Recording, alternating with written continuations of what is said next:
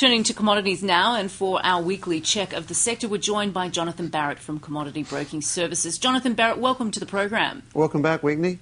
Thank you. And overnight, we saw US coal stocks drop on concerns about the new tax in Australia on commodities companies. How concerning is this? Oh, Whitney, I think it is. It's slightly concerning. I think it is a short-term phenomenon, but I think we need to live through some revaluations. It's sort of, when you look at BHP and their numbers, they're being taxed at a current rate of 43%, and that's been moved out to around 57%. So there really does need to see some adjustment in terms of valuations occur. All right, now there's increasing speculation that in light of this, Peabody will scrap its bid for MacArthur Coal. What's your view on this? Well, I actually don't think they will. Although yesterday was the last day Peabody could actually have a look at MacArthur Coal's books, I think they've gone too far and organised too much to scrap it. I think really Peabody is looking for more of the long-term benefits of the takeover, and I feel that it might alter things slightly, but I don't think it's a deal-breaker. Do you think it has the potential to disrupt the proposed merger between BHP Billiton and Rio Tinto? I think that's a slightly different one, because if you think with BHP and Rio, the majority shareholdings are offshore.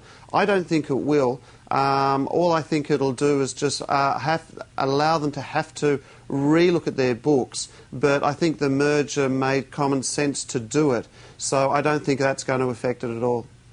And what sort of long-term effect will this have on the sector? Do you think it'll eventually balance out? I think it will balance out. I sort of feel that those multinationals, they haven't got too much of an issue.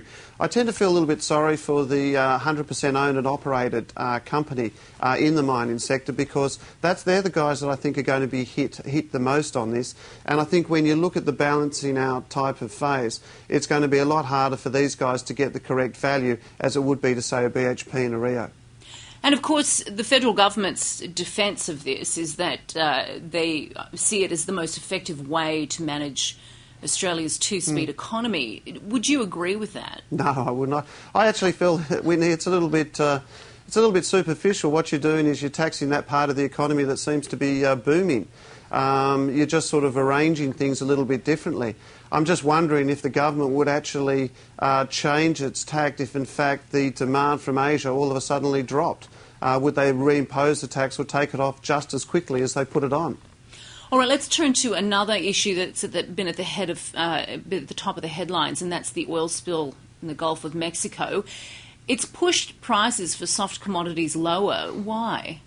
Look, I sort of feel when you look at what's happening with crude oil at the moment, I think it's certainly trading at a very nervous area.